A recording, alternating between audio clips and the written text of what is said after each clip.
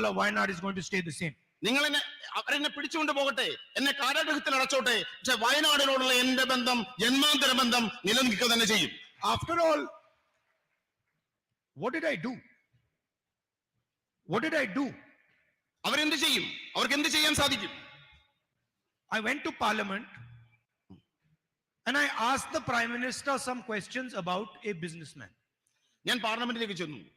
പ്രധാനമന്ത്രിയോട് ഈ രാജ്യത്തെ ഒരു ബിസിനസ്സുകാരനെ കുറിച്ച് കുറച്ച് ചോദ്യങ്ങൾ ചോദിച്ചു. I just asked him, Mr. Narendra Modi, please explain your relationship with Mr. Adani. പ്രിയപ്പെട്ട പ്രധാനമന്ത്രി നരേന്ദ്രമോദി, നിങ്ങൾക്ക് ഗൗതം അദാനിയും എന്ന ബിസിനസ്സുകാരുമായിട്ടുള്ള ബന്ധം വിശദീകരിക്കുക. I kept asking that simple question.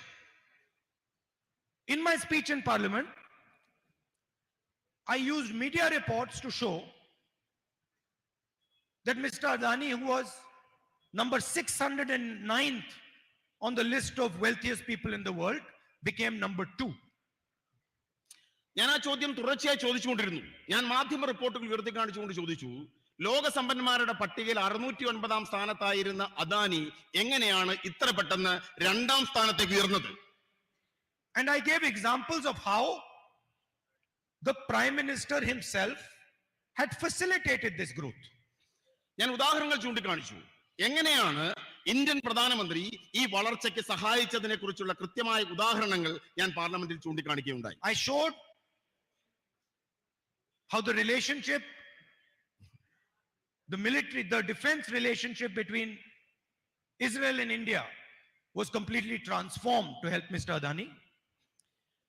ഇന്ത്യയും ഇസ്രായേലും തമ്മിലുള്ള സൈനിക സഹകരണങ്ങൾ, ബന്ധങ്ങൾ അദാനിയിലേക്ക് കൈമാറ്റം ചെയ്യപ്പെട്ടത് എങ്ങനെ എന്ന് ഞാൻ വ്യക്തമായി പാർലമെന്റിൽ വിശദീകരിക്കുകയുണ്ടായി. I showed how the rules of Indian airports were changed to help Mr. Adani.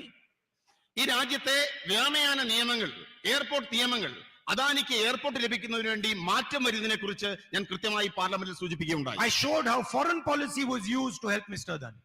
നമ്മുടെ വിദേശ നയത്തെ അദാനിക്ക് സഹായകരമാകുന്ന തരത്തിൽ ദുരുപയോഗം ചെയ്തതിനെ പറ്റി ഞാൻ വിശദീകരിക്കുകയുണ്ടായി. And I asked a simple question.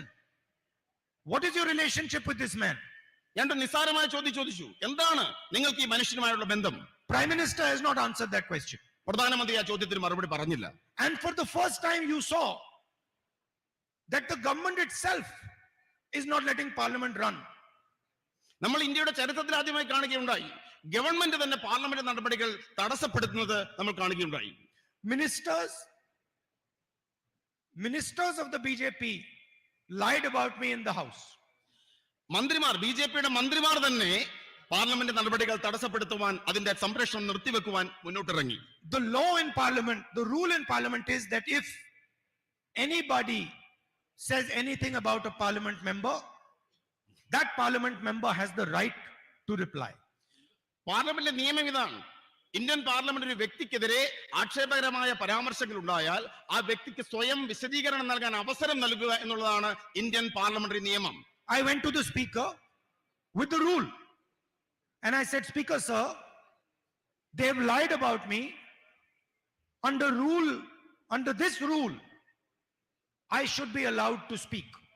ഞാൻ ഇന്ത്യയുടെ സ്പീക്കറുടെ അടുത്തേക്ക് ചെന്നു, നിയമം കാണിച്ചു, എന്നിട്ട് പറഞ്ഞു, എന്നെ കുറിച്ച് അവർ കള്ളം പറഞ്ഞിരിക്കുന്നു, എനിക്ക് എന്റെ ഭാഗം വിശദീകരിക്കുവാൻ അവസരം നൽകണം. I wrote him 2 letters. 2 കത്തുകൾ, ഞാൻ ഇത് സൂചിപ്പിച്ചുകൊണ്ട് 2 കത്തുകൾ എഴുതുകയുണ്ടായി. And then eventually I went to his office and I said, Speaker sir, why are you doing this? ഞാൻ അതിനുശേഷം സ്പീക്കറുടെ ഓഫീസിലേക്ക് പോയി അദ്ദേഹത്തോട് ചോദിച്ചു, എന്തുകൊണ്ടാണ് അങ്ങ് ഇങ്ങനെയൊക്കെ ചെയ്തത്? He says, I have no choice. അദ്ദേഹം പറഞ്ഞത്, എനിക്ക് മറ്റു മാർഗങ്ങളില്ല എന്നാണ്. You come and drink some tea with me and then I will explain it to you. അദ്ദേഹം പറഞ്ഞത്, നിസ്സഹായനായി പറഞ്ഞത്, എന്നോടൊപ്പം വന്ന് ഒരു ചായ കുടിക്കൂ, ഞാൻ ചില കാര്യങ്ങൾ പറയാം എന്നാണ്. So the entire Parliament house was shut. I was not allowed to reply.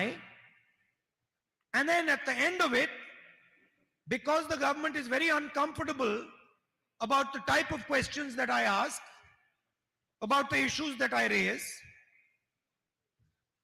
I'm removed from Parliament. Doesn't matter. This is the biggest gift that they could have given me. നമ്മൾ കാണുകയുണ്ടായി, എനിക്ക് പാർലമെന്റിൽ മറുപടി നൽകാൻ അവസരം നൽകിയില്ല. ഞാൻ ഉയർത്തുന്ന ചോദ്യങ്ങളിൽ അസ്വസ്ഥരായ അവർ എന്നെ പാർലമെന്റിൽ നിന്നും പുറത്താക്കി.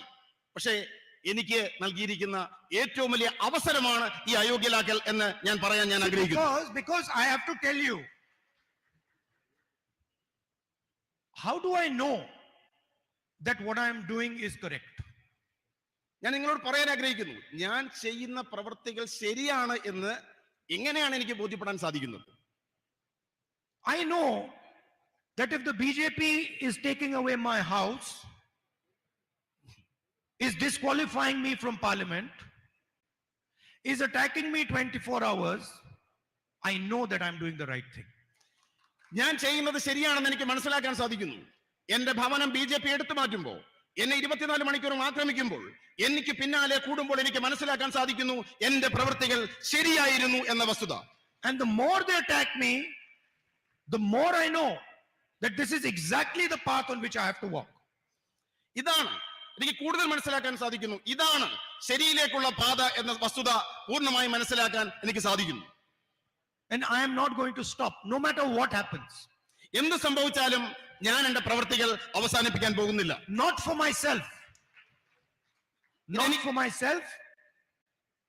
but because of my relationship with you and my relationship with the rest of the people of India. ഇതെനിക്ക് വേണ്ടിയല്ല, ഈ മഹാരാജ്യത്തെ ജനങ്ങളോടുള്ള എന്റെ ബന്ധം കാരണമാണ് ഞാൻ ഈ സത്യത്തിന്റെ പാതയിൽ മുന്നോട്ട് പോകുവാൻ ആഗ്രഹിക്കുന്നത്. In the end, I'd like to repeat, my disqualification does not mean anything as far as my relationship with you is concerned. ഞാൻ അവസാനമായി ഉപസംഹരിച്ചുകൊണ്ട് പറയാൻ ആഗ്രഹിക്കുന്നു, എന്റെ പാർലമെന്റ് അംഗത്വവും നമ്മൾ തമ്മിലുള്ള ബന്ധവുമായി യാതൊരു ബന്ധവുമല്ല, അതിനപ്പുറമാണ് നമ്മൾ തമ്മിലുള്ള ബന്ധം. I promise you, this disqualification will only deepen my relationship with you. ഞാൻ നിങ്ങളോട് പ്രതിജ്ഞ ചെയ്യാൻ ആഗ്രഹിക്കുന്നു, ഈ അയോഗ്യത നമ്മൾ തമ്മിലുള്ള ബന്ധത്തെ കൂടുതൽ ആഴങ്ങളിലേക്ക് കൊണ്ടുപോകുവാൻ, കൂടുതൽ ഗാഢമാക്കുവാൻ മാത്രമേ സഹായകരമാവുകയുള്ളൂ. Because my relationship with you is one of a family, is one of a brother, is one of a son, and that is not going to change. കാരണം നമ്മൾ തമ്മിലുള്ള ബന്ധം അത് കുടുംബ ബന്ധമാണ്. ഒരു മകന്റെ ബന്ധം, ഒരു സഹോദരന്റെ ബന്ധം അതൊരിക്കലും മാറുവാൻ പോകുന്നതല്ല. I'd also like to thank all the leaders from the Congress party, from the UDF, all our workers, for the immense support, love and affection that you have given me. ഇവിടെ തടിച്ചുകൂടിയിരിക്കുന്ന പരസഹസ്രം ജനങ്ങളും നേതാക്കന്മാരും വ്യക്തികളുമെല്ലാം എനിക്ക് പകർന്നു നൽകിയ സ്നേഹത്തിന് നിങ്ങളോട് ഹൃദയത്തിന്റെ ഭാഷയിൽ നന്ദി രേഖപ്പെടുത്തുവാൻ ഞാൻ ആഗ്രഹിക്കുന്നു. And you know, as far as the people of Wayanad are concerned, it does not matter which political formation you are part of, whether you are UDF or you are LDF.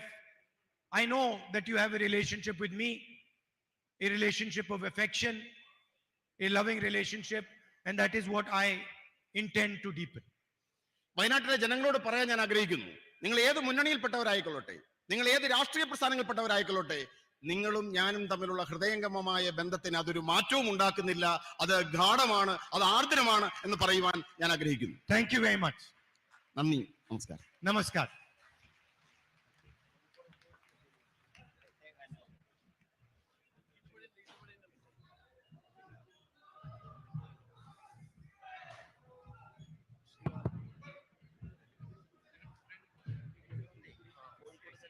ദേശീയ ഗാനത്തോടുകൂടി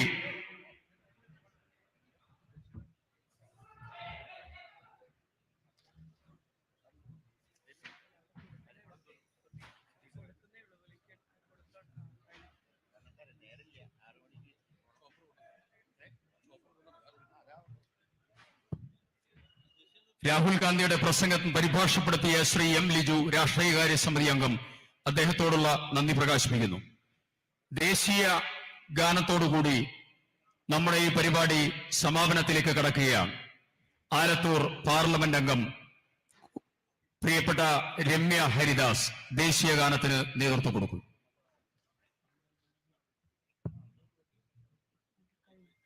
जनगण मन अधिनायक जय हे भारत भाग्य विधाता पंजाब सिंध गुजरात मराठा द्राविड उत्कल बंगा विंध्य हिमाचल यमुना गंगा उच्चल जलति तरंगा तव शुभ नामे जाहे तव शुभ आशीष मागे गाहे तव जय गाथा जनगण मंगलदायक जय हे भारत भाग्य विधाता जय हे जय हे जय हे जय जय जय जय हे.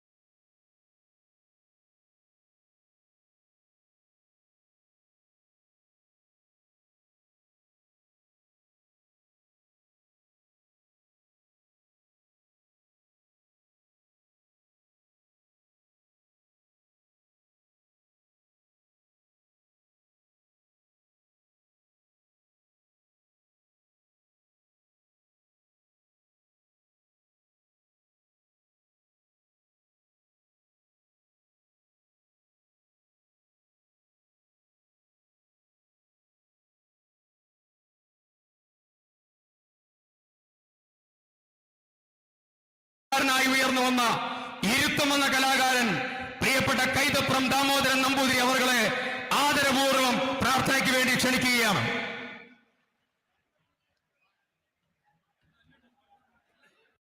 അനുമോദിക്കുകയാണ്. പ്രിയപ്പെട്ട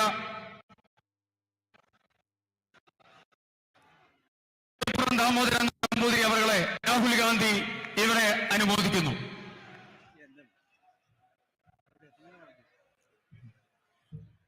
അടുത്തതായി പ്രിയപ്പെട്ട ജോയ് മാത്യു അവർകൾ അദ്ദേഹത്തെ രാഹുൽ ഗാന്ധി അനുമോദിക്കുന്നു.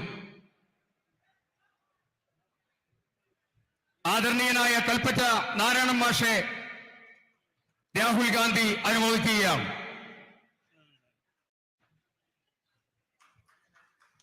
പ്രിയപ്പെട്ട ശ്രീ പി സുരേന്ദ്രൻ അവർകളെ എഴുത്തുകാർ, സാംസ്കാരിക പ്രവർത്തകർ, ജനാധിപത്യ പ്രതിരോധത്തിന് നേതൃത്വം കൊടുക്കുന്ന പി സുരേന്ദ്രൻ അവർകളെ രാഹുൽ ഗാന്ധി ആദരിക്കുകയാണ്.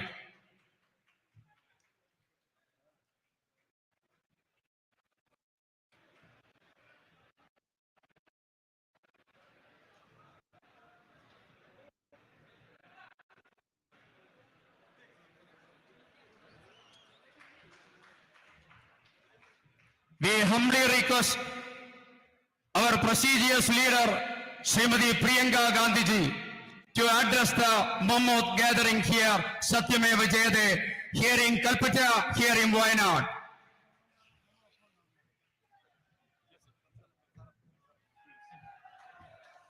അവരുടെ പ്രസംഗം പരിഭാഷപ്പെടുത്തുന്നത് പ്രിയപ്പെട്ട യൂത്ത് കോൺഗ്രസ് സംസ്ഥാന അധ്യക്ഷൻ Shri Shafi Parambil MLA.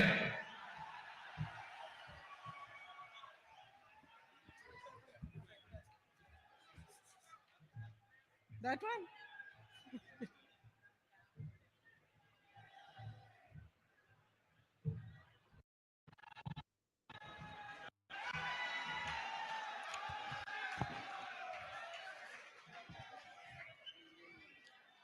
brothers and sisters,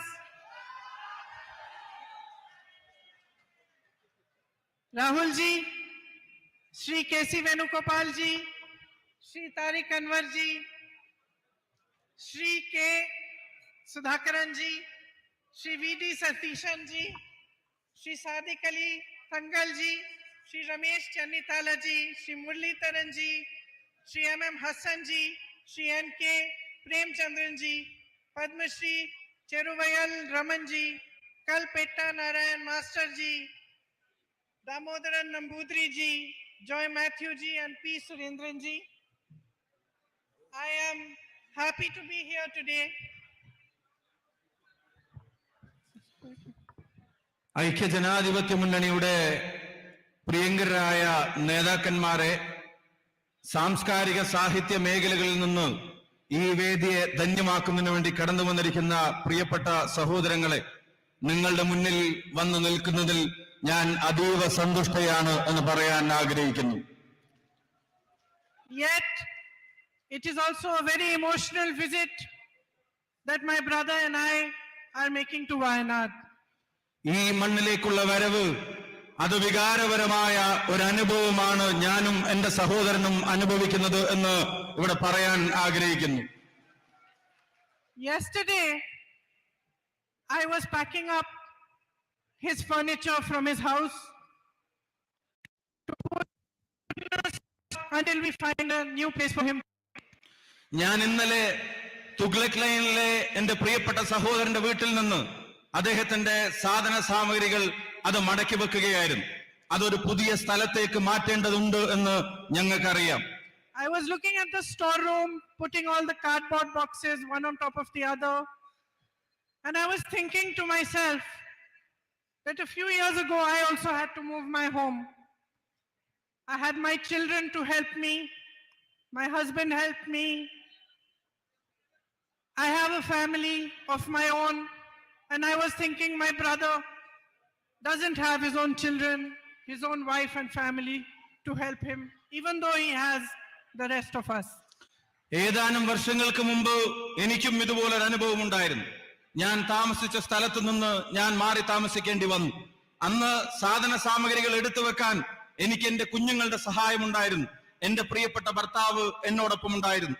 രാഹുലിന്റെ വീട്ടിൽ ഞാൻ ഈ സാധന സാമഗ്രികൾ അടക്കി വെക്കുമ്പോ, ചെറിയ കാർഡ്ബോർഡ് പെട്ടികളും ചെറിയ ബോക്സുകളും ഒക്കെ ഞാൻ എടുത്തു വെക്കുമ്പോ ഞാൻ ഓർക്കുകയായിരുന്നു, അദ്ദേഹത്തിന് പത്നിയില്ല, അദ്ദേഹത്തിന് സ്വന്തം കുഞ്ഞുങ്ങളില്ല. ഞങ്ങളൊക്കെ ഉണ്ടെങ്കിൽ പോലും സ്വന്തം ഭാര്യയും പത്നിയും ഈ സാധന സാമഗ്രികൾ അടക്കി വെക്കാൻ അദ്ദേഹത്തോടൊപ്പമില്ലല്ലോ എന്ന് സാന്ദർഭികമായി ഞാൻ ഓർക്കുകയുണ്ടായി. I went to his room, everything was packed, only the 2 sofas were left. He was sitting there alone. I said to him, tomorrow we are going to Wayanad. ഞാൻ അദ്ദേഹത്തിന്റെ റൂമിലേക്ക് കടന്നു ചെന്നു. അവിടുന്ന് സാധന സാമഗ്രികളെല്ലാം മാറ്റാൻ അവിടെ റെഡിയാക്കി വെച്ചിരിക്കുകയായിരുന്നു. 2 സോഫ ഒഴികെ മറ്റതെല്ലാം അടക്കി വെച്ചിരുന്നു. അദ്ദേഹം ഏകനായി ആ മുറിയിൽ ഇരിക്കുന്നത് ഞാൻ കണ്ടു. ഞാൻ അദ്ദേഹത്തോട് ചോദിച്ചു, നാളെ നിങ്ങൾ വയനാടിന്റെ മണ്ണിലേക്ക് പോവുകയല്ലേ എന്ന് അദ്ദേഹത്തോട് ഞാൻ ചോദിച്ചു. I said, I'm not very good at speaking in English, making speeches. So I looked at him. He answered me, don't worry. Speaking in Wayanad is the easiest. All you have to do is talk to them as if you are their family, because you are their family. വയനാട്ടിലേക്ക് കടന്നു വരുന്നതിനെ സംബന്ധിച്ച് ആലോചിച്ചപ്പോ എന്റെ ചെറിയൊരു ആശങ്ക ഞാൻ പങ്കുവച്ചു. ഇംഗ്ലീഷിൽ അത്ര ഫ്ലുവന്റ് ആയി സംസാരിക്കുക, അത്ര ഒഴുക്കോടുകൂടി സംസാരിക്കുന്ന കാര്യത്തിൽ എനിക്ക് ചില പരിമിതികളില്ലേ എന്ന് ചോദിച്ചപ്പോ അദ്ദേഹം എന്നോട് പറഞ്ഞ മറുപടി, ഒട്ടും ആശങ്കപ്പെടേണ്ടതില്ല, നിങ്ങൾക്ക് ഏറ്റവും ലളിതമായി സംസാരിക്കാൻ കഴിയാവുന്ന ജനത ആരോടെന്ന പോലെ എന്ന് വെച്ചാൽ നിങ്ങൾ നിങ്ങളുടെ കുടുംബത്തോട് സംസാരിക്കുന്നത് പോലെ വയനാടിനോട് സംസാരിക്കാമെന്ന് അദ്ദേഹം എന്നോട് മറുപടി പറയുകയുണ്ടായി. So here I am today talking to my family, my brothers and sisters, my brother's family. അതുകൊണ്ട് തന്നെ ഞാൻ ഇന്ന് വയനാടിന്റെ മണ്ണിലുണ്ട്. എന്റെ സഹോദരിമാരോട് സംസാരിക്കാൻ, എന്റെ സഹോദരന്മാരോട് സംസാരിക്കാൻ, എന്റെ സഹോദരന്റെ കുടുംബത്തോട് സംസാരിക്കാനാണ് ഞാൻ ഇന്ന് വയനാടിന്റെ മണ്ണിലേക്ക് കടന്നു വന്നിട്ടുള്ളത്. I don't know if you remember, but one of the first times I came here during the 2019 election, I gave a speech in which I told you a lot of things about my brother which I thought people did not know. നിങ്ങളുടെ ചിന്താശലകങ്ങളിൽ ഉണ്ടോ എന്ന് എനിക്ക് അറിഞ്ഞുകൂടാ. ഞാൻ ആദ്യമായി ഈ മണ്ണിലേക്ക് കടന്നു വന്നത് 2019 എന്റെ സഹോദരന്റെ തെരഞ്ഞെടുപ്പുമായി ബന്ധപ്പെട്ട് നിങ്ങളെ കാണാൻ വന്നപ്പോ നിങ്ങളോട് സംസാരിച്ച പല കാര്യങ്ങളും അത് നിങ്ങളുടെ ഓർമ്മയിൽ ഉണ്ടാകുമോ എന്ന് എനിക്ക് നിശ്ചയമില്ല. I wanted you to know him. I wanted you to know this man who was asking for your votes, who was asking you to allow him to serve you. നിങ്ങളുടെ വോട്ടുകൾ അഭ്യർത്ഥിച്ചു വരുന്ന ഈ മനുഷ്യനെ, എന്റെ സഹോദരനെ അകവും പുറവും നിങ്ങൾ അറിയണം എന്ന് ഞാൻ ആഗ്രഹിച്ചു. നിങ്ങളുടെ വോട്ടുകൾ തേടി വരുന്ന മനുഷ്യൻ, ആ മനുഷ്യന്റെ ഉള്ള് അതെന്താണെന്ന് നിങ്ങൾ തിരിച്ചറിയണമെന്ന് അന്ന് ഞങ്ങൾ ആഗ്രഹിച്ചിരുന്നു. But today, almost 4 years later, I know that you know Rahul. ഇന്ന് 4 വർഷത്തിനിപ്പുറം തിരിഞ്ഞു നോക്കുമ്പോ എനിക്ക് ബോധ്യമുണ്ട്, എനിക്ക് വിശ്വാസമുണ്ട്, ഞാൻ മനസ്സിലാക്കുന്നു മറ്റാരേക്കാൾ നന്നായി നിങ്ങൾക്ക് രാഹുൽ ഗാന്ധിയെ അറിയാം എന്നുള്ളത് വയനാടിന്റെ മണ്ണിൽ നിൽക്കുമ്പോ എന്റെ ആത്മവിശ്വാസമാണ്. You know that he is an honest man, unafraid to speak the truth. നിങ്ങൾക്കറിയാം രാഹുൽ ഗാന്ധി സത്യസന്ധനായ ഒരു മനുഷ്യനാണ്. സത്യം ആരുടെ മുഖത്ത് നോക്കി വിളിച്ചു പറയാനും ഒരു ലേശം പോലും ഭയമില്ലാത്ത ധീരനായ ഒരു മനുഷ്യനാണ് പ്രിയപ്പെട്ട Rahul. You know that he is a brave man, undaunted by the power of those who want to silence him. നിശബ്ദനാക്കാൻ ശ്രമിക്കുന്നവരുടെ ശക്തി ഏതാണെങ്കിലും, ഏത് ഭരണകൂടത്തിന്റെ ഏത് ശക്തിയുടെ മുമ്പിലും ധീരതയോടെ സത്യത്തിനു വേണ്ടി നിലകൊള്ളാൻ കഴിയുന്ന സ്ഥൈര്യമുള്ള മനുഷ്യനാണ് പ്രിയപ്പെട്ട രാഹുൽ എന്നുള്ളത് നിങ്ങൾക്ക് ബോധ്യപ്പെട്ട് കഴിഞ്ഞിരിക്കുന്നു. You know that he is a compassionate man, always ready to hear about your life, your struggles, and to lend you a helping hand. ജീവിതത്തിന്റെ രണ്ടറ്റം കൂട്ടിമുട്ടിക്കാൻ ശ്രമിക്കുന്ന ജനതയുടെ പരിവേദനങ്ങൾ, അവരുടെ സങ്കടങ്ങൾ, അവരുടെ വിഷമങ്ങൾ അത് സഹാനുഭൂതിയോടെ കേൾക്കാൻ, നിങ്ങൾക്ക് ചെവി തരാൻ, നിങ്ങൾ ഒരാളാവാൻ എപ്പോഴും മനസ്സുള്ളൊരു നേതാവാണ് പ്രിയങ്കരനായ Rahul Gandhi. You know that he has worked hard for you. He has raised your issues, tried to resolve your problems. He has stood by you through your difficult times, and you have stood by him through his. നിങ്ങളുടെ പ്രയാസങ്ങളിൽ അദ്ദേഹം താങ്ങായി നിങ്ങളോടൊപ്പം ഉണ്ടായിരുന്നു. നിങ്ങളുടെ കഷ്ടപ്പാടുകളിൽ അദ്ദേഹം തണലായി നിങ്ങളോടൊപ്പം ഉണ്ടായിരുന്നു. ഈ നാട് നൽകിയ വോട്ടിന്റെ പേരിൽ പ്രകൃതി ദുരന്തം ഉൾപ്പെടെ വന്നിറങ്ങിയപ്പോ അതിന് നിങ്ങളോടൊപ്പം ഒരു ജനതയോടൊപ്പം നിൽക്കാൻ ആർജവത്തോടെ നിന്നൊരു ജനപ്രതിനിധിയാണ് നിങ്ങളെന്ന് അദ്ദേഹമെന്ന് ഞങ്ങൾക്ക് നല്ല ബോധ്യമുണ്ട്. അതേസമയം തന്നെ അദ്ദേഹത്തിന്റെ മുമ്പിൽ പ്രതിസന്ധികൾ തീർക്കാൻ ഭരണകൂടം ശ്രമിക്കുമ്പോഴും നിങ്ങൾ അദ്ദേഹത്തോടൊപ്പം പാറ പോലെ ഉറച്ചു നിൽക്കുന്നു എന്നുള്ളതാണ് ഈ ജനതയുടെ പ്രത്യേകത എന്നും ഞങ്ങൾ തിരിച്ചറിയുന്നു. You elected him, and now a court in Gujarat has passed a judgment after which government from parliament as your MP. ഒരു കോടതി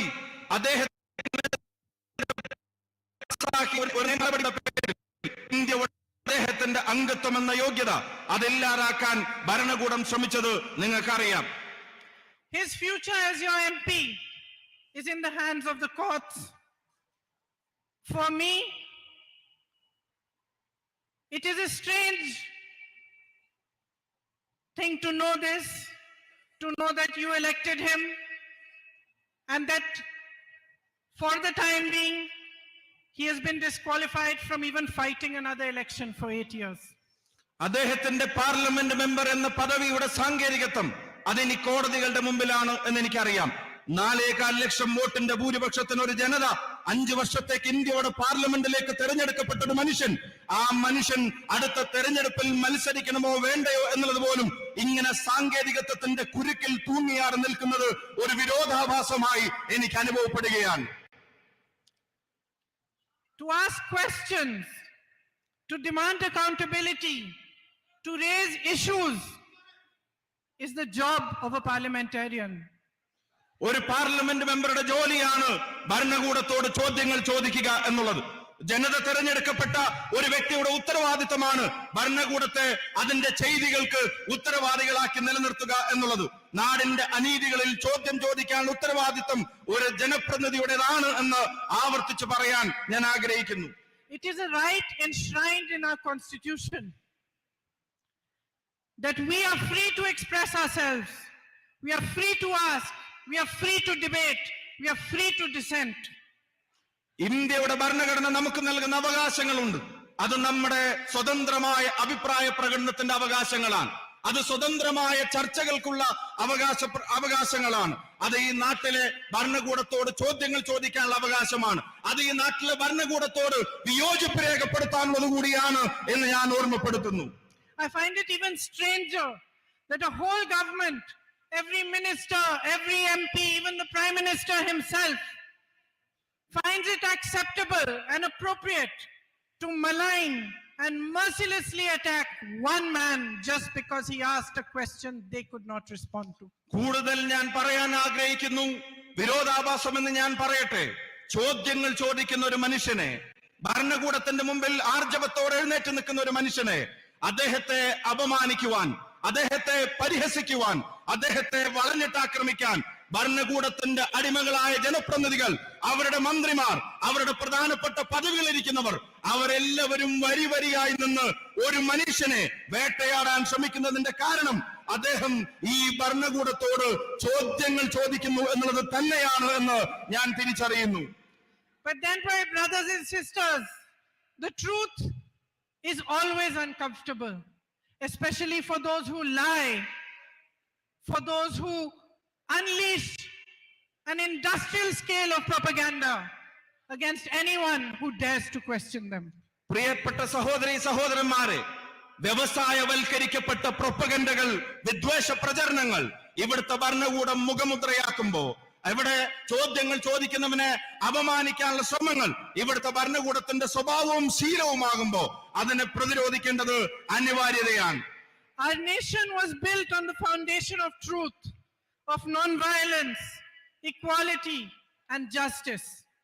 സത്യത്തിന്റെ അടിത്തറയിൽ, സമത്വത്തിന്റെ വിശാലതയിൽ, നീതിബോധത്തിന്റെ ഉത്തമ ശൃംഖങ്ങളിൽ രൂപം കൊണ്ട ഒരു രാജ്യമാണ്, ഒരു ദേശമാണ് ഇന്ത്യ എന്ന് ഞാൻ ഓർമ്മപ്പെടുത്തുന്നു. Our fight for freedom was called Satyagraha. It was a fight for truth. സത്യത്തിനു വേണ്ടിയുള്ള പോരാട്ടങ്ങൾ, ആ പോരാട്ടങ്ങളുടെ ചരിത്രമായിരുന്നു ഇന്ത്യയുടെ മണ്ണിൽ നടന്ന സത്യാഗ്രഹ സമരങ്ങൾ, നീതിക്ക് വേണ്ടിയുള്ള പോരാട്ടങ്ങൾ. The parliament, the judiciary, the media, these were institutions built to protect these freedoms. ഈ നാട് അനുഭവിക്കുന്ന സ്വാതന്ത്ര്യങ്ങൾ, ആ സ്വാതന്ത്ര്യങ്ങൾ അത് സംരക്ഷിച്ചു പിടിക്കാൻ വേണ്ടിയാണ് ഇന്ത്യക്കൊരു പാർലമെന്റ് ഉണ്ടായത്. ആ നീതിബോധം ഉയർത്തിപ്പിടിക്കുന്നതിന് വേണ്ടിയാണ് ഇന്ത്യക്കൊരു കോടതി സംവിധാനങ്ങൾ, നിയമ സംവിധാനങ്ങൾ ഉണ്ടായത്. അവിടെ വരുന്ന പോരായ്മകളെ തുറന്നെഴുന്നതിന് വേണ്ടിയാണ് ഇന്ത്യയിൽ ജനാധിപത്യത്തിന്റേതായ ഒരു മാധ്യമ സംസ്കാരത്തെ നാം കെട്ടിപ്പടുത്തിയെടുത്തത്. Yesterday, while watching television, I heard some ministers of the BJP saying that the Congress party has taken one man's issue and is making it out of to be an issue of democracy. ഇന്നലെ ബിജെപിയുടെ ചില മന്ത്രിമാർ, ബിജെപിയുടെ ചില നേതാക്കന്മാർ അവർ ടിവിയിലൂടെ പറയുന്നത് ഞാൻ കേൾക്കാനിടയായി. കോൺഗ്രസ് പ്രസ്ഥാനം ഒരു വ്യക്തിയുടെ പ്രശ്നത്തെ പൊക്കിപ്പിടിച്ചു വരുന്നു, ആ വ്യക്തിയുടെ പ്രശ്നം അത് ഇന്ത്യയുടെ പ്രശ്നമാക്കി വളർത്താൻ അവർ ശ്രമിക്കുകയാണ് എന്ന് ഇന്നലെ ചില ബിജെപി നേതാക്കന്മാർ പറയുന്നത് ഞാൻ കേൾക്കാനിടയായി. It seems to me to be exactly the opposite. The entire government and the BJP are trying to turn our democracy upside down just to protect one man. His name is Gautam Adani. പക്ഷേ എനിക്ക് അനുഭവപ്പെട്ടത് മറ്റൊരു രീതിയിലാണ്.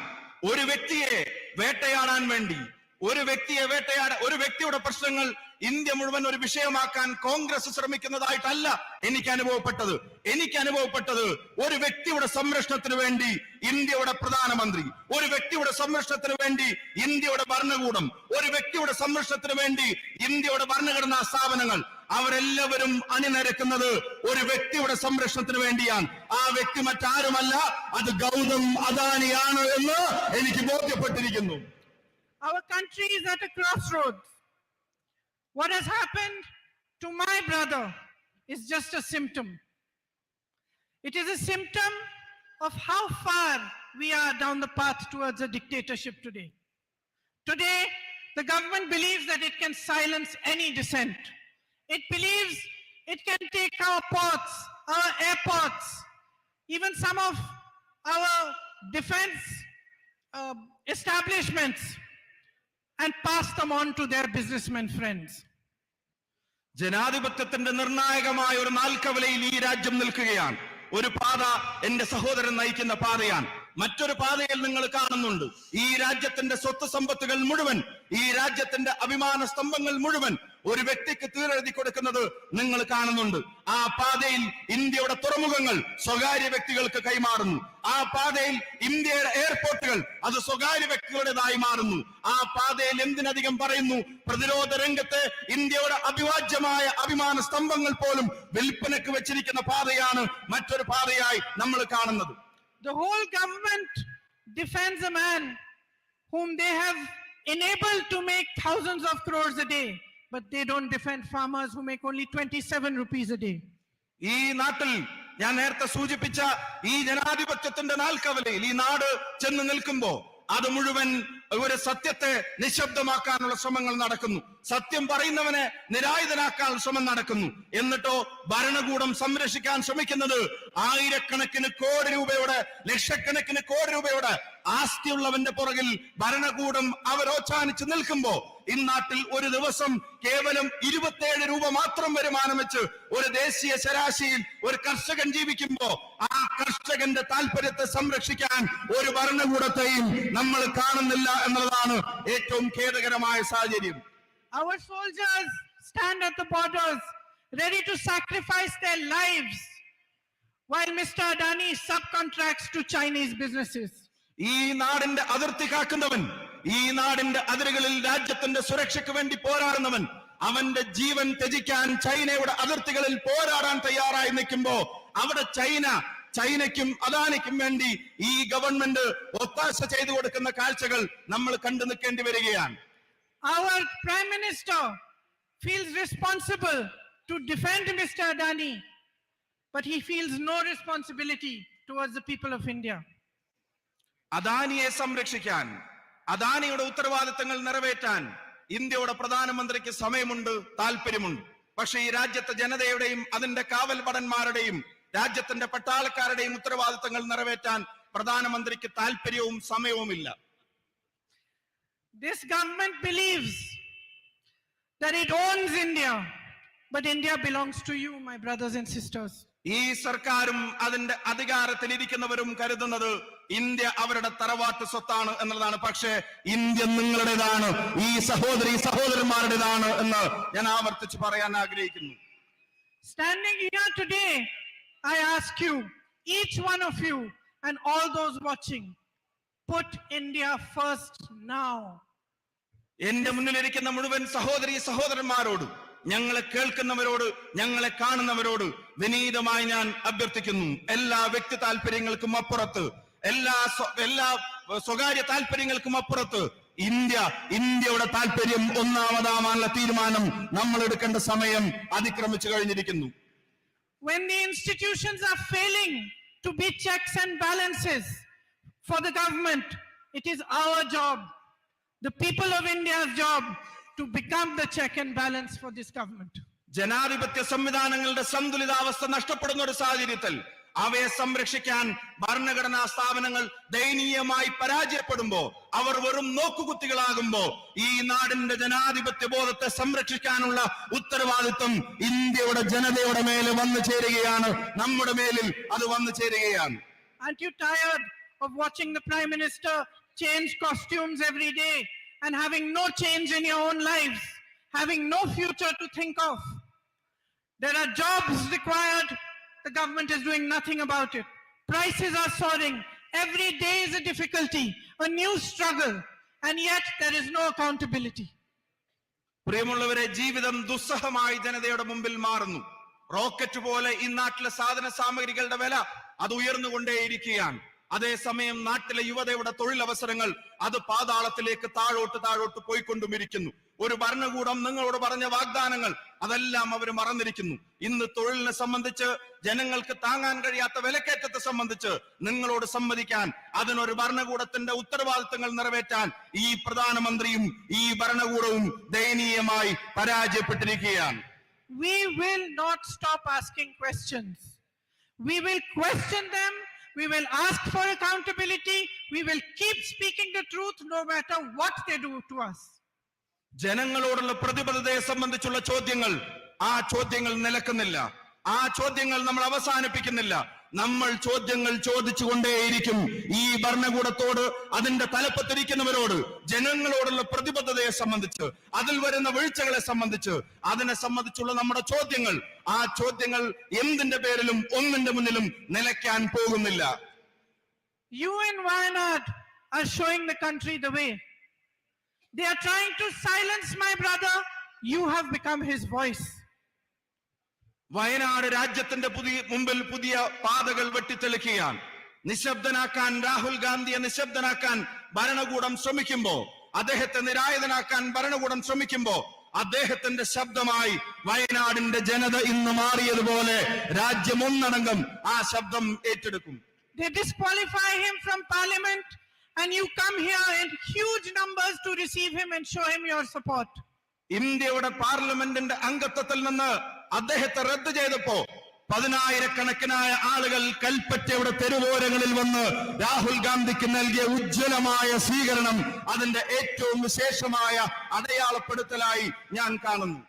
They ask him to leave his home and thousands of you open your houses and urge him to take them to stay in your own homes. Parliament അംഗത്വം എന്ന നിലക്ക് അദ്ദേഹത്തിന് അനുവദിക്കപ്പെട്ടിരുന്ന ഭവനം അതൊഴിയാൻ മണിക്കൂറുകൾക്കുള്ളിൽ കടലാസ് കൊടുത്തപ്പോ ആ കടലാസിന് മറുപടി പറഞ്ഞത് ഇന്ത്യയിലെ ജനങ്ങളാണ്.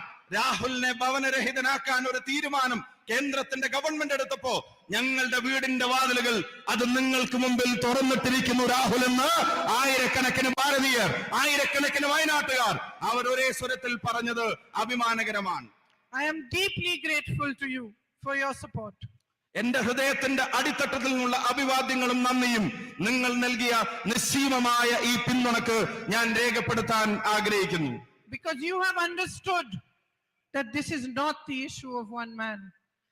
This is the issue here is the kind of country we want for our children.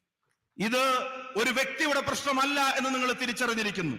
ഇതൊരു ഇൻഡിവിജ്വലിന്റെ പ്രശ്നമല്ല എന്ന് നിങ്ങൾ തിരിച്ചറിഞ്ഞിരിക്കുന്നു. ഇത് ഈ മണ്ണിൽ നാളെ വളരാൻ പോകുന്ന, ഈ മണ്ണിൽ നാളെ ജീവിക്കാൻ പോകുന്ന, ഈ മണ്ണിലേക്ക് നാളെ ജനിച്ചു വിടാൻ പോകുന്നത് ഉൾപ്പെടെയുള്ള തലമുറകളുടെ നീതിക്ക് വേണ്ടിയുള്ള പോരാട്ടത്തിന്റെ പ്രശ്നമാണ് എന്ന് നിങ്ങൾ തിരിച്ചറിഞ്ഞിരിക്കുന്നു. It is about building a strong and brave country for our children. It is about building a country in which everybody is free to express dissent, to ask for accountability, and a true democracy is established again.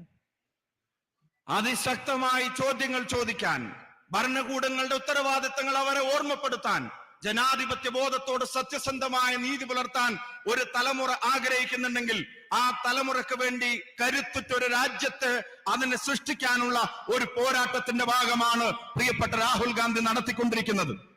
Thank you for your patriotism. Thank you for your love.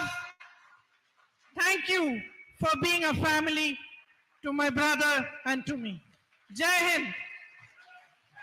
നിങ്ങളുടെ ദേശീയതക്ക്, നിങ്ങളുടെ അതിരുകളില്ലാത്ത പിന്തുണക്ക് ഒരു കുടുംബം പോലെ തോളോട് തോൾ ചേർന്ന് നടന്നതിന് എനിക്കും എന്റെ സഹോദരന്റെയും പേരിൽ ഹൃദയം നിറഞ്ഞ നന്ദി 1000 തവണ ഞാൻ രേഖപ്പെടുത്താൻ ആഗ്രഹിക്കുന്നു. നന്ദി, നമസ്കാരം, ജയ് Hind. With much love and effort, now I invite our honorable leader, dear Rahul ji, to address and inaugurate the Satyameva Jayate program. Our own family member, Rahul Gandhi.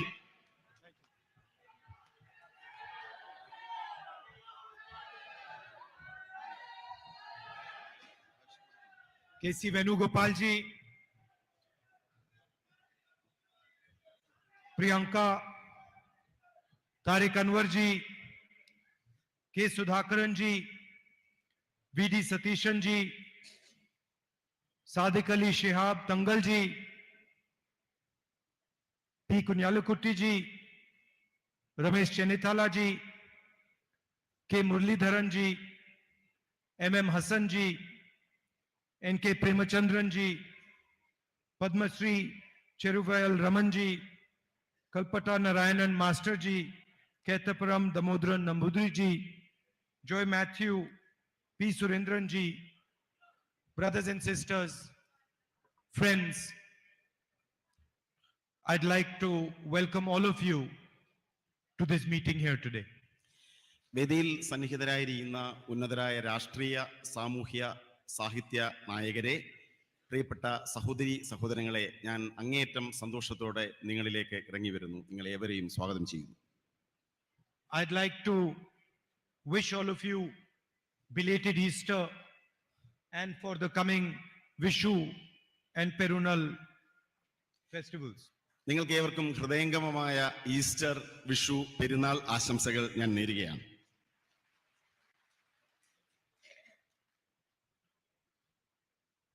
Four years ago, I came here and became your member of parliament. 4 വർഷങ്ങൾക്ക് മുമ്പ് ഞാൻ ഇവിടേക്ക് കടന്നു വന്നു, നിങ്ങളുടെ parliament അംഗമായി മാറി. And for me, the campaign was a completely different type of campaign. എന്നെ സംബന്ധിച്ച് എൻ്റെ തിരഞ്ഞെടുപ്പ് പ്രചരണം അങ്ങേയറ്റം വ്യത്യസ്തമായ ഒന്നായിരുന്നു. In the regular campaign, and I've done many campaigns, many speeches. In the regular campaign, you go and you speak about policies, you speak about what should happen, you tell people about your political ideas. But this campaign in 2014, I remember when I came here, it was much more as if I had come home to my family. സാധാരണഗതിയിലുള്ള എൻ്റെ തെരഞ്ഞെടുപ്പ് പ്രചരണങ്ങൾ പ്രസംഗങ്ങൾ നിറഞ്ഞതാണ്. എൻ്റെ രാഷ്ട്രീയ നയങ്ങളെക്കുറിച്ച്, ഞാൻ നടപ്പിലാക്കാൻ പോകുന്ന കാര്യങ്ങളെക്കുറിച്ച്. പക്ഷേ വയനാട്ടിലെ എൻ്റെ തിരഞ്ഞെടുപ്പ് പ്രചരണം അതിനപ്പുറമായിരുന്നു. ഞാൻ നിങ്ങളിലേക്ക് ഇറങ്ങി വരികയായിരുന്നു. Of course, I don't belong to Kerala, but the enthusiasm and the affection and the manner in which you embraced me gave me the feeling that you are part of my family, that I am your brother, your son. നിങ്ങൾക്കറിയാം, ഞാൻ കേരളത്തിൽ നിന്നല്ല. പക്ഷെ ഞാൻ നിങ്ങളിലേക്ക് ഇറങ്ങി വന്നപ്പോൾ നിങ്ങൾ നൽകിയ സ്നേഹോഷ്മളമായ സ്വീകരണങ്ങൾ, നിങ്ങളുടെ വികാര പ്രകടനങ്ങൾ എനിക്കുണ്ടാക്കിയ ചിന്ത ഞാൻ നിങ്ങളുടെ സഹോദരനാണ് എന്ന ചിന്തയാണ്. And I have thought quite a lot. Now I have been member of parliament for quite a few years, and I've thought quite a lot what it means to be a member of parliament. ഞാൻ Indian പാർലമെന്റിൽ മുമ്പ് അംഗമായിരുന്നു. Indian parliament അംഗം എന്ന അനുഭവത്തിലൂടെ എനിക്ക് മനസ്സിലാക്കാൻ സാധിച്ചിട്ടുണ്ട്, ഒരു പാർലമെന്റ് അംഗം ആകുന്നതിന് നിരവധി ഗുണങ്ങൾ ആവശ്യമാണ്, നിരവധി കാര്യങ്ങൾ അറിയേണ്ടതുണ്ട്. It means to be a people's representative. ഒരു പാർലമെന്റ് അംഗം ജനങ്ങളുടെ പ്രതിനിധിയായിരിക്കണം. To be a people's representative, you have to understand the emotions of people. You have to understand the suffering of people. You have to understand the difficulties of people.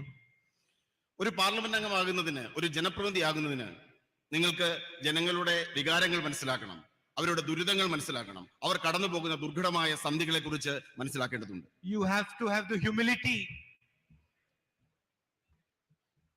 to touch people, to treat people as your equals, sometimes to treat people as your superiors. നിങ്ങളുടെ ജനങ്ങളുടെ ഹൃദയത്തെ സ്പർശിക്കാൻ സാധിക്കണം. ജനങ്ങളോടൊപ്പമാണ്, തുല്യരാണ് എന്ന് കരുതേണ്ടി വരും.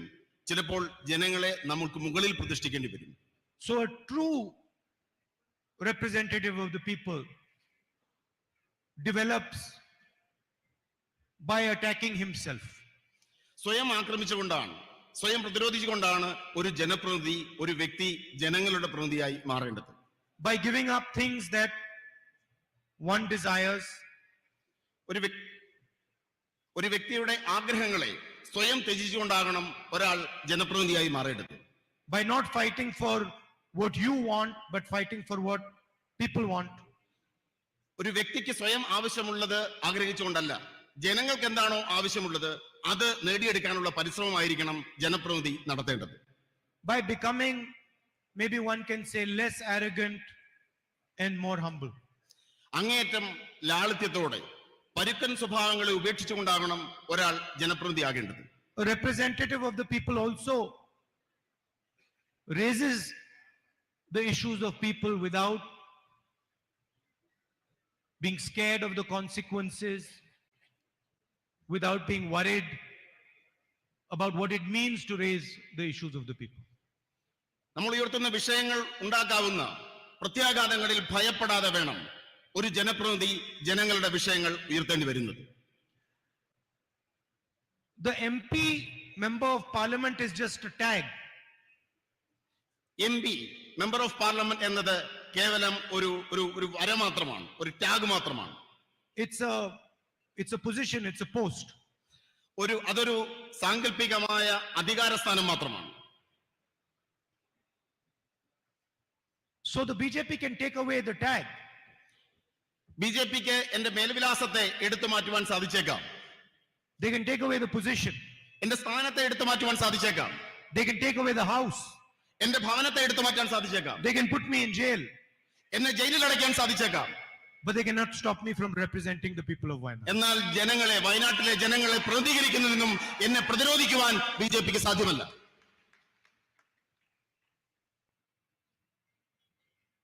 What does it mean to represent the people of Wayanad? എന്താണ് വയനാട്ടിലെ ജനങ്ങളെ പ്രതിനിധീകരിക്കുന്നു എന്നതുകൊണ്ട് ഞാൻ ഉദ്ദേശിക്കുന്നത്? It means to fight for the things that are important to you.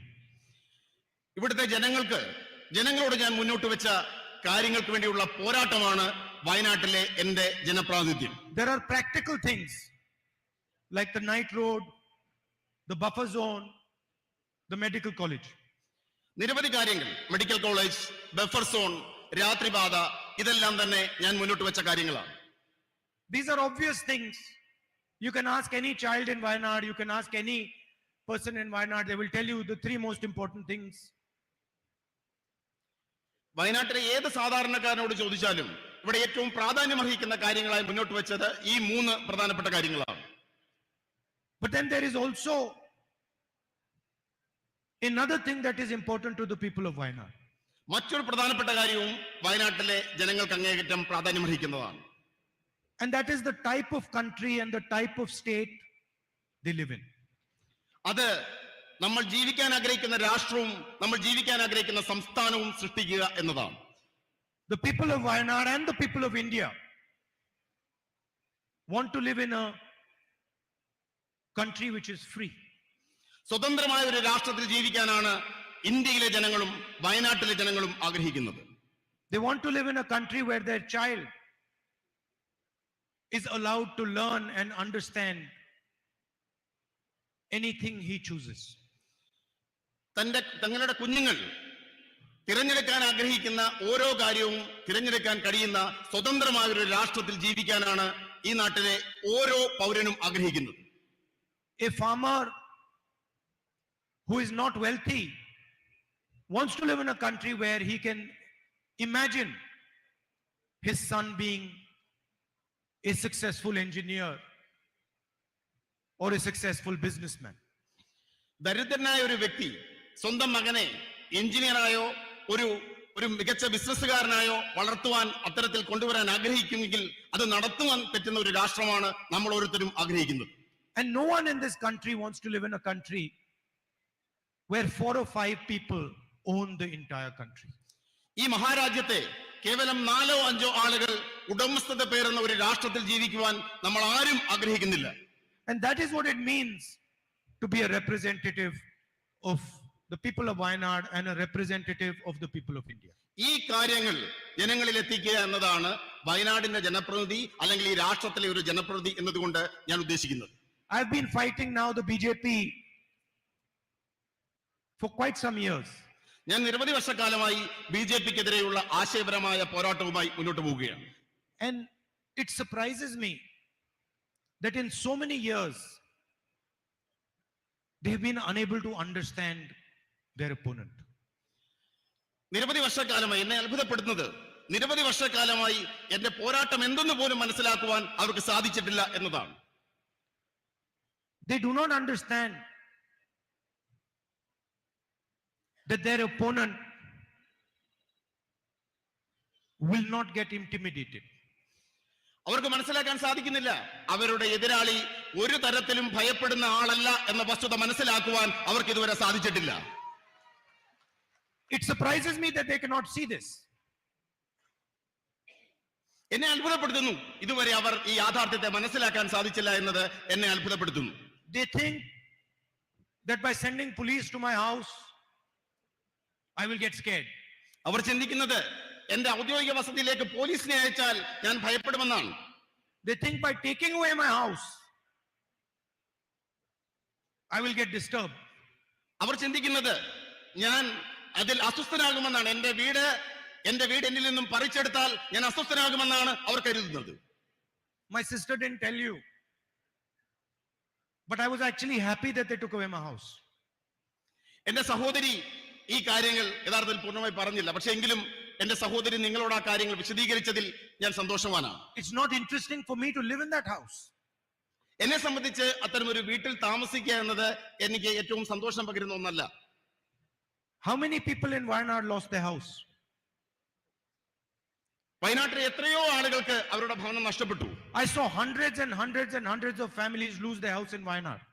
ഞാൻ കണ്ടു നൂറുകണക്കിന് കുടുംബങ്ങൾക്ക് അവരുടെ വീടുകൾ നഷ്ടപ്പെടുന്നത് ഈ വയനാട്ടിൽ തന്നെ ഞാൻ കാണുകയുണ്ടായി. When the floods came here, the first thing I saw in Wayanad was how you responded to the floods. പ്രളയം വന്നപ്പോ നൂറുകണക്കിന് വീടുകൾ നഷ്ടപ്പെടുന്നതും ആ മഹാപ്രളയത്തോട് നിങ്ങൾ പ്രതികരിക്കുന്നതും ഞാൻ കാണുകയുണ്ടായി. And I learned from you. ഞാൻ നിങ്ങളിൽ നിന്നാണ് അറിഞ്ഞത്. Take my house, take it 50 times, I don't care. എന്റെ വീട് എടുക്കുക, 50 തവണ എന്റെ വീട് എന്നിൽ നിന്നും പറിച്ചെടുക്കുക, ഞാൻ അതിൽ അസ്വസ്ഥനാകുകയില്ല, ഞാൻ ഭയപ്പെടുകയില്ല. I will continue to raise the issues of the people of Wayanad and the people of India. ഇന്ത്യയിലെ ജനങ്ങളുടെയും വയനാട്ടിലെ ജനങ്ങളുടെയും വിഷയങ്ങൾ ഞാൻ ഉയർത്തിക്കൊണ്ടേയിരിക്കും. You, the BJP, divide people. നിങ്ങൾ BJP ഇന്ത്യയിലെ ജനങ്ങളെ വിഭജിക്കുന്നു. You make people fight. നിങ്ങൾ ജനങ്ങളെ തമ്മിൽ പോരടിപ്പിക്കുന്നു. You threaten people. നിങ്ങൾ ജനങ്ങളെ ഭീഷണിപ്പെടുത്തുന്നു. You abuse as much as you want. നിങ്ങൾ മറ്റുള്ളവരെ അസഭ്യം പറയുന്നു. ആരെയും. I will keep uniting people. ഞാൻ ജനങ്ങളോടൊപ്പമായിരിക്കും. I will keep respecting every single community, every single religion, every single idea. ഈ രാജ്യത്തെ ഓരോ ആശയങ്ങളെയും ഓരോ മതത്തെയും ഓരോ ജനവിഭാഗങ്ങളെയും ബഹുമാനിക്കുന്ന ആളായിരിക്കും ഞാൻ. You be as nasty as you want, be as evil as you want. I will continue to be as kind as I can, even to you. നിങ്ങൾക്ക് ചെയ്യാൻ കഴിയാവുന്ന ഏറ്റവും പൈശാചികമായ പ്രവൃത്തികൾ നിങ്ങൾ ചെയ്തു കൊള്ളുക. പക്ഷെ ഞാൻ ആർദ്രതയുള്ള ആളായിരിക്കും, കരുണയുള്ള ആളുകളായിരിക്കും നിങ്ങളോട് പോലും. Because this is a fight of two visions of India. കാരണം ഇത് ഇന്ത്യയെ കുറിച്ചുള്ള രണ്ട് കാഴ്ചപ്പാടുകൾ തമ്മിലുള്ള പോരാട്ടമാണ്. You represent one vision of India. BJP represents one vision of India. നിങ്ങൾ ഇന്ത്യയെ കുറിച്ചുള്ള ഒരു ആശയത്തെ പ്രതിനിധാനം ചെയ്യുന്നു. And we represent another vision of India. ഞങ്ങൾ ഇന്ത്യയെ കുറിച്ചുള്ള മറ്റൊരു ആശയത്തെയാണ് പ്രതിനിധാനം ചെയ്യുന്നത്. And we are not scared of your intimidation, your aggression, your nastiness. In fact, we find it quite amusing. നിങ്ങളുടെ ഭീഷണി, നിങ്ങളുടെ ആക്രമണത്വര, ഇതിനെ ഒന്നും തന്നെ ഞങ്ങൾ ഭയപ്പെടുന്നില്ല. കാരണം ഞങ്ങൾ പ്രതിനിധാനം ചെയ്യുന്നത് ശരിയായ ആശയത്തെയാണ്. And I will continue to represent the people of Wayanad, whether it is the night road, whether it is the medical college, whether it is the buffer zone. Doesn't matter if I'm not an MP. I will make sure that these things happen in Wayanad. ഞാൻ വയനാടിന്റെ MP സ്ഥാനം ഔദ്യോഗികമായി വഹിക്കുന്നുണ്ടെങ്കിലും ഇല്ലെങ്കിലും ഈ നാട്ടിലെ ജനങ്ങളുടെ അടിസ്ഥാന പ്രശ്നങ്ങളായ നിശാപാതയും medical കോളേജും മറ്റെല്ലാ പ്രശ്നങ്ങളിലും വയനാടിന് വേണ്ടി ശബ്ദിക്കുവാൻ ഞാൻ ഉണ്ടാകും. Don't think that just because I'm not your MP and they've disqualified me, my relationship with you is going to change. നിങ്ങൾ ചിന്തിക്കേണ്ട, എന്റെ MP സ്ഥാനം നഷ്ടപ്പെടുത്തിയത് കൊണ്ടോ എന്നെ അയോഗ്യനാക്കിയത് കൊണ്ടോ നമ്മൾ തമ്മിലുള്ള ബന്ധം അവസാനിക്കുന്നുവെന്ന് നിങ്ങൾ ഒരിക്കലും കരുതേണ്ടതില്ല. And I'm not saying for 2-3 years. My entire life, my relationship is not going to change with you now. കേവലം 2-3 വർഷത്തെ കാര്യമല്ല ഞാൻ പറയുന്നത്. എന്റെ ജീവനുള്ളിടത്തോളം കാലം ആജീവനാന്തം ഞാൻ നിങ്ങളോട് കടപ്പെട്ടിരിക്കുന്നു. Let them take away whatever they want. Let them put me in jail. I don't care. My relationship with the people of Wayanad is going to stay the same. നിങ്ങൾ എന്നെ അവരെന്നെ പിടിച്ചുകൊണ്ട് പോകട്ടെ, എന്നെ കാരാഗൃഹത്തിൽ അടച്ചോട്ടെ, പക്ഷെ വയനാടിനോടുള്ള എന്റെ ബന്ധം, ജന്മാന്തര ബന്ധം നിലനിൽക്കുക തന്നെ ചെയ്യും. After all, what did I do? What did I do? അവരെന്ത് ചെയ്യും? അവർക്ക് എന്ത് ചെയ്യാൻ സാധിക്കും? I went to Parliament and I asked the Prime Minister some questions about a businessman. ഞാൻ പാർലമെന്റിലേക്ക് ചെന്നു. പ്രധാനമന്ത്രിയോട് ഈ രാജ്യത്തെ ഒരു ബിസിനസ്സുകാരനെ കുറിച്ച് കുറച്ച് ചോദ്യങ്ങൾ ചോദിച്ചു. I just asked him, Mr. Narendra Modi, please explain your relationship with Mr. Adani.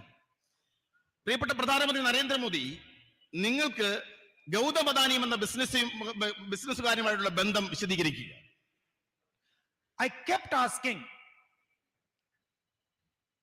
that simple question. In my speech in Parliament, I used media reports to show that Mr. Adani, who was number 609th on the list of wealthiest people in the world, became number 2. ഞാൻ ആ ചോദ്യം തുടർച്ചയായി ചോദിച്ചുകൊണ്ടിരുന്നു. ഞാൻ മാധ്യമ റിപ്പോർട്ടുകൾ ഉയർത്തി കാണിച്ചുകൊണ്ട് ചോദിച്ചു, ലോക സമ്പന്നന്മാരുടെ പട്ടികയിൽ 609 സ്ഥാനത്തായിരുന്ന അദാനി എങ്ങനെയാണ് ഇത്ര പെട്ടെന്ന് 2ാം സ്ഥാനത്തേക്ക് ഉയർന്നത്? And I gave examples of how the Prime Minister himself had facilitated this growth. ഞാൻ ഉദാഹരണങ്ങൾ ചൂണ്ടിക്കാണിച്ചു. എങ്ങനെയാണ് ഇന്ത്യൻ പ്രധാനമന്ത്രി ഈ വളർച്ചയ്ക്ക് സഹായിച്ചതിനെ കുറിച്ചുള്ള കൃത്യമായ ഉദാഹരണങ്ങൾ ഞാൻ പാർലമെന്റിൽ ചൂണ്ടിക്കാണിക്കുകയുണ്ടായി. I showed how the relationship, the military, the defense relationship between Israel and India was completely transformed to help Mr. Adani. ഇന്ത്യയും ഇസ്രായേലും തമ്മിലുള്ള സൈനിക സഹകരണങ്ങൾ, ബന്ധങ്ങൾ അദാനിയിലേക്ക് കൈമാറ്റം ചെയ്യപ്പെട്ടത് എങ്ങനെ എന്ന് ഞാൻ വ്യക്തമായി പാർലമെന്റിൽ വിശദീകരിക്കുകയുണ്ടായി. I showed how the rules of Indian airports were changed to help Mr. Adani. ഈ രാജ്യത്തെ വ്യോമയാന നിയമങ്ങൾ, എയർപോർട്ട് നിയമങ്ങൾ അദാനിക്ക് എയർപോർട്ട് ലഭിക്കുന്നതിന് വേണ്ടി മാറ്റം വരുന്നതിനെ കുറിച്ച് ഞാൻ കൃത്യമായി പാർലമെന്റിൽ സൂചിപ്പിക്കുകയുണ്ടായി. I showed how foreign policy was used to help Mr. Adani. നമ്മുടെ വിദേശ നയത്തെ അദാനിക്ക് സഹായകരമാകുന്ന തരത്തിൽ ദുരുപയോഗം ചെയ്തതിനെ പറ്റി ഞാൻ വിശദീകരിക്കുകയുണ്ടായി. And I asked a simple question. What is your relationship with this man? ഞാൻ നിസ്സാരമായ ചോദ്യം ചോദിച്ചു, എന്താണ് നിങ്ങൾക്ക് ഈ മനുഷ്യനുമായുള്ള ബന്ധം? Prime Minister has not answered that question. പ്രധാനമന്ത്രി ആ ചോദ്യത്തിന് മറുപടി പറഞ്ഞില്ല. And for the first time you saw that the government itself is not letting Parliament run. നമ്മൾ ഇന്ത്യയുടെ ചരിത്രത്തിൽ ആദ്യമായി കാണുകയുണ്ടായി, ഗവൺമെന്റ് തന്നെ പാർലമെന്റ് നടപടികൾ തടസ്സപ്പെടുത്തുന്നത് നമ്മൾ കാണുകയുണ്ടായി. Ministers of the BJP lied about me in the house. മന്ത്രിമാർ, ബിജെപിയുടെ മന്ത്രിമാർ തന്നെ പാർലമെന്റ് നടപടികൾ തടസ്സപ്പെടുത്തുവാൻ, അതിന്റെ സംരക്ഷണം നിർത്തിവെക്കുവാൻ മുന്നോട്ടിറങ്ങി. The law in Parliament, the rule in Parliament is that if anybody says anything about a Parliament member, that Parliament member has the right to reply. പാർലമെന്റിലെ നിയമം ഇതാണ്. ഇന്ത്യൻ പാർലമെന്റ് ഒരു വ്യക്തിക്കെതിരെ ആക്ഷേപകരമായ പരാമർശങ്ങൾ ഉണ്ടായാൽ ആ വ്യക്തിക്ക് സ്വയം വിശദീകരണം നൽകാൻ അവസരം നൽകുക എന്നുള്ളതാണ് ഇന്ത്യൻ പാർലമെന്ററി നിയമം. I went to the speaker with the rule and I said, Speaker sir, they have lied about me. Under this rule I should be allowed to speak. ഞാൻ ഇന്ത്യയുടെ സ്പീക്കറുടെ അടുത്തേക്ക് ചെന്നു, നിയമം കാണിച്ചു, എന്നിട്ട് പറഞ്ഞു, എന്നെ കുറിച്ച് അവർ കള്ളം പറഞ്ഞിരിക്കുന്നു, എനിക്ക് എന്റെ ഭാഗം വിശദീകരിക്കുവാൻ അവസരം നൽകണം. I wrote him 2 letters. 2 കത്തുകൾ, ഞാൻ ഇത് സൂചിപ്പിച്ചുകൊണ്ട് 2 കത്തുകൾ എഴുതുകയുണ്ടായി. And then eventually I went to his office and I said, Speaker sir, why are you doing this? ഞാൻ അതിനുശേഷം സ്പീക്കറുടെ ഓഫീസിലേക്ക് പോയി അദ്ദേഹത്തോട് ചോദിച്ചു, എന്തുകൊണ്ടാണ് അങ്ങ് ഇങ്ങനെയൊക്കെ ചെയ്തത്? He says, I have no choice. അദ്ദേഹം പറഞ്ഞത്, എനിക്ക് മറ്റു മാർഗങ്ങളില്ല എന്നാണ്. You come and drink some tea with me and then I will explain it to you. അദ്ദേഹം പറഞ്ഞത്, നിസ്സഹായനായി പറഞ്ഞത്, എന്നോടൊപ്പം വന്ന് ഒരു ചായ കുടിക്കൂ, ഞാൻ ചില കാര്യങ്ങൾ പറയാം എന്നാണ്. So the entire Parliament house was shut. I was not allowed to reply. And then at the end of it, because the government is very uncomfortable about the type of questions that I ask, about the issues that I raise, I'm removed from Parliament. Doesn't matter. This is the biggest gift that they could have given me. നമ്മൾ കാണുകയുണ്ടായി, എനിക്ക് പാർലമെന്റിൽ മറുപടി നൽകാൻ അവസരം നൽകിയില്ല. ഞാൻ ഉയർത്തുന്ന ചോദ്യങ്ങളിൽ അസ്വസ്ഥരായ അവർ എന്നെ പാർലമെന്റിൽ നിന്നും പുറത്താക്കി. പക്ഷേ എനിക്ക് നൽകിയിരിക്കുന്ന ഏറ്റവും വലിയ അവസരമാണ് ഈ അയോഗ്യലാക്കൽ എന്ന് ഞാൻ പറയാൻ ഞാൻ ആഗ്രഹിക്കുന്നു. Because I have to tell you, how do I know that what I am doing is correct? ഞാൻ നിങ്ങളോട് പറയാൻ ആഗ്രഹിക്കുന്നു, ഞാൻ ചെയ്യുന്ന പ്രവർത്തികൾ ശരിയാണ് എന്ന് എങ്ങനെയാണ് എനിക്ക് ബോധ്യപ്പെടാൻ സാധിക്കുന്നത്? I know that if the BJP is taking away my house, is disqualifying me from parliament, is attacking me 24 hours, I know that I'm doing the right thing. ഞാൻ ചെയ്യുന്നത് ശരിയാണെന്ന് എനിക്ക് മനസ്സിലാക്കാൻ സാധിക്കുന്നു. എന്റെ ഭവനം BJP എടുത്തു മാറ്റുമ്പോൾ, എന്നെ 24 മണിക്കൂറും ആക്രമിക്കുമ്പോൾ, എനിക്ക് പിന്നാലെ കൂടുമ്പോൾ എനിക്ക് മനസ്സിലാക്കാൻ സാധിക്കുന്നു എന്റെ പ്രവർത്തികൾ ശരിയായിരുന്നു എന്ന വസ്തുത. And the more they attack me, the more I know that this is exactly the path on which I have to walk. ഇതാണ് എനിക്ക് കൂടുതൽ മനസ്സിലാക്കാൻ സാധിക്കുന്നു. ഇതാണ് ശരിയിലേക്കുള്ള പാത എന്ന വസ്തുത പൂർണ്ണമായി മനസ്സിലാക്കാൻ എനിക്ക് സാധിക്കുന്നു. And I am not going to stop, no matter what happens.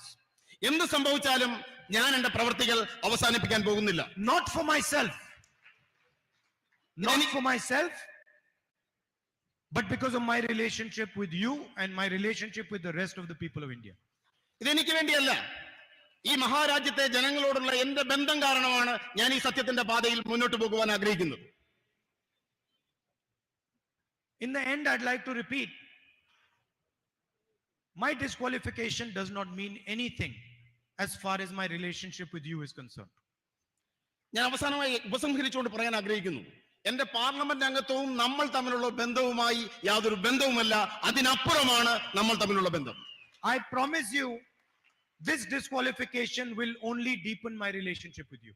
ഞാൻ നിങ്ങളോട് പ്രതിജ്ഞ ചെയ്യാൻ ആഗ്രഹിക്കുന്നു, ഈ അയോഗ്യത നമ്മൾ തമ്മിലുള്ള ബന്ധത്തെ കൂടുതൽ ആഴങ്ങളിലേക്ക് കൊണ്ടുപോകാൻ, കൂടുതൽ ഗാഢമാക്കുവാൻ മാത്രമേ സഹായകരമാവുകയുള്ളൂ. Because my relationship with you is one of a family, is one of a brother, is one of a son, and that is not going to change. കാരണം നമ്മൾ തമ്മിലുള്ള ബന്ധം അത് കുടുംബ ബന്ധമാണ്. ഒരു മകന്റെ ബന്ധം, ഒരു സഹോദരന്റെ ബന്ധം അതൊരിക്കലും മാറുവാൻ പോകുന്നതല്ല. I'd also like to thank all the leaders from the Congress party, from the UDF, all our workers, for the immense support, love and affection that you have given me. ഇവിടെ തടിച്ചുകൂടിയിരിക്കുന്ന പരസഹസ്രം ജനങ്ങളും നേതാക്കന്മാരും വ്യക്തികളുമെല്ലാം